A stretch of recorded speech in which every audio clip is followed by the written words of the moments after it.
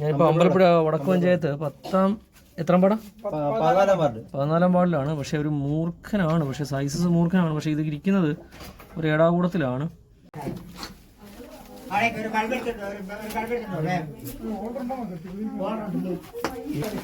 നിങ്ങൾ സേഫായിട്ട് നിന്നോണേ, നിങ്ങൾ ഇവിടുന്ന് സേഫായിട്ട് നിന്നോ. എനിക്ക് അങ്ങോട്ടാണ് കൊണ്ടുവരേണ്ടത്.